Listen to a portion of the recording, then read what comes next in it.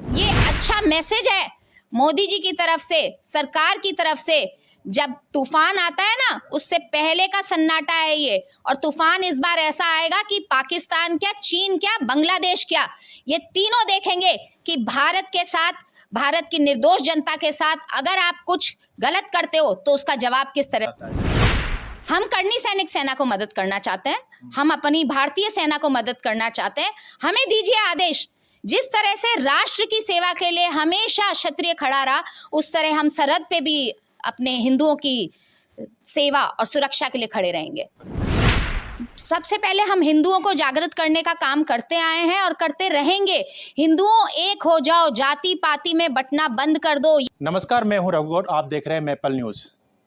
कश्मीर में हुई आतंकवाद की घटना के बाद जहां देश के हर नागरिकों के आंखों में आंसू है, वहीं एक देश ऐसा है जिसकी आंखों में दर्द और खून के आंसू के बजाय खुशी के आंसू है। हम बात कर रहे हैं पाकिस्तान को लेकर, क्योंकि पाकिस्तान द्वारा हुई आतंकवाद को लगातार जो शरण देने के बाद भारत में काफ़ी आक्रोश और रोष देखा जा रहा है। अलग अलग राज्यों में इसको लेकर के लोग कैंडल मार्च निकाल रहे हैं। सबसे बड़ी बात आती है कि केंद्र सरकार के द्वारा की गई जल स्ट्राइक के, क्या ये महत्वपूर्ण है? क्या धरातल पर स्ट्राइक होनी चाहिए? इसी को लेकर हम बात करेंगे। हमारे साथ है कीर्ति राठौड़, जो करनी सेना की राष्ट्रीय अध्यक्ष है। क्या कहेंगे मैम, जो अभी घटना हुई है इसको लेकर आप? बहुत ही निंदनीय है और चिंता का विषय है। मैं ये बोलना चाहूंगी सभी हिंदुओं को कि तुमने चूड़ी नहीं पहनी है, इनको भी गम चखने दो, इनको भी गम चखने दो। एक के बदले 100 को मारो जाकर के। और मोदी जी से ये कहना चाहूंगी कि जल स्ट्राइक नहीं, एयर स्ट्राइक करिए, और आतंकवादियों पे नहीं, पाकिस्तान पे करिए। इनके जनरल, इनके आर्मी ठिकाने, इनको सबको ध्वस्त करिए, क्योंकि असली जड़ है इनकी आर्मी। असली जड़ है इनके वहाँ बैठे हुए जो सरगना बैठे हुए हैं, जो फंडिंग दे रहे हैं, जो आगे आतंकियों को, हम एक आतंकी मारते हैं, हम कुछ आतंकी यहाँ पे मारते हैं, ये फिर 100 पैदा कर देते हैं। तो जो जड़ है उसको खत्म करिए और एक के बदले 100 को मारिए। इसमें करनी सेना क्या करने जा रही है इस तरीके का कोई आगे को लेकर? सबसे पहले हम हिंदुओं को जागृत करने का काम करते आए हैं और करते रहेंगे। हिंदुओं एक हो जाओ, जाति पाति में बंटना बंद कर दो। ये तुम्हें जाति पाति में बांट करके तुम्हारा ध्यान भटका रहे हैं और तुम अपनी एकता खोते जा रहे हो। आज इनके ऊपर कुछ भी होता है तो ये एक होकर के खड़े हो जाते हैं। हिंदुओं, ये कब सीखोगे? और आज इस चैनल के माध्यम से मैं यही कहना चाहूंगी कि हिंदुओं को जागृत करने का कार्य करनी सेना करती आई है और करती रहेगी। और हमें सेना की मदद करने के लिए खुला छोड़ दिया जाए। देखिए, एक एक आतंकी को कश्मीर में हर घर से ढूंढ ढूंढ करके निकाल के मारेंगे। नहीं, सेना की जो मदद करने के लिए आपने बात कही है, सेना को कौन मदद करना चाहता है? हम करनी सैनिक सेना को मदद करना चाहते हैं, हम अपनी भारतीय सेना को मदद करना चाहते हैं। हमें दीजिए आदेश।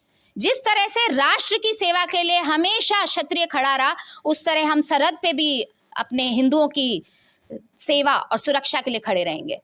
इसमें एक बात और में दिलचस्प है, क्योंकि जिस तरीके से करनी सेना ने रामजी लाल सुमन को लेकर के लगातार घेराव किया, माफ़ी नहीं मंगवा पाए रूपाला जैसा से, तो करनी सेना से लोग कैसे आस लगा सकते हैं? सबसे पहले तो मैं यही बोलूंगी कि हिंदू ही हिंदू का दुश्मन है। आज अगर हिंदू संगठित हो गया, इकट्ठा हो गया, तो मजाल है कि कोई हमारी तरफ आंख निकाल के देखे। हिंदू ही हिंदू का दुश्मन है। हिंदू एक दूसरे पे छीटाकशी कर रहा है और इन बाहर वालों को पोल पट्टी मिल जाती है हिंदुओं के पर आघात करने के लिए। धर्म पूछ पूछ करके मारा है, जाति पूछ पूछ करके नहीं मारा है। इस चीज को समझ जाओ कि धर्म पूछ पूछ के मारा है, जाति पूछ पूछ करके नहीं मारा है। अब तो सुधरो, अब तो समझो और संगठित हो जाओ। पीएम मोदी ने जो दौरा था उनका प्रस्तावित था 19 तारीख को जाने का कश्मीर, उन्होंने ये अचानक प्लान चेंज किया और सऊदी अरब गए, और अमेरिका के जो राष्ट्रपति है वो भारत आए। फिर उस तरह की घटना हुई है, क्योंकि पिछली बार भी हमने देखा था दिल्ली के अंदर जो हिंसा हुई थी, आगजनी हुई थी, डोनाल्ड ट्रंप का जो दौरा था वो भारत दौरा था। तो इस समय उपराष्ट्रपति यहाँ पर आए हैं, तो ऐसी घटना किस तरह को अंजाम दे रही है? पहली बात तो इन आतंकियों को, ये पाकिस्तानियों को और चीनियों को सबसे बड़ा दुख होता है अगर यहाँ पे कोई दूसरा देश का प्रधानमंत्री या वाइस प्रेसिडेंट आता है, तो इनको लगता है इनकी आर्थिक स्थिति और इनकी सैन्य स्थिति कमजोर पड़ जाएगी, और उसी के चलते ये इस तरह के आघात करते हैं, उसी के चलते ये इस तरह के हमले करते हैं जिससे कि हमारी कमर टूटे। पर मैं कहना चाहूंगी कि इन जो घर के बेदी लंका ढा रहे हैं कश्मीर में बैठ करके, खा रहे आप हिंदुस्तानियों का हो और आप ढोल बजाते हो पाकिस्तानियों का, उन सबको, इन चूहों को बिल में से खोद खोद करके इनको निकालो। ये जो दूसरे बाहर के सपोलों को हमारे यहाँ पे एंट्री दे रहे हैं, इन सब चूहों को निकालो।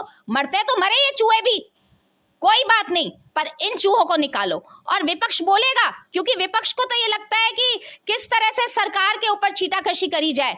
पर मैं कहना चाहूंगी कि मोदी जी ने पहले भी करके दिखाया है, और इस बार भी भाजपा सरकार, मोदी जी और अमित शाह जी ये करके दिखाएंगे कि किस तरह से जनता के साथ, निर्दोष जनता के साथ ये जो अन्याय हुआ है उसका बदला लिया जाए।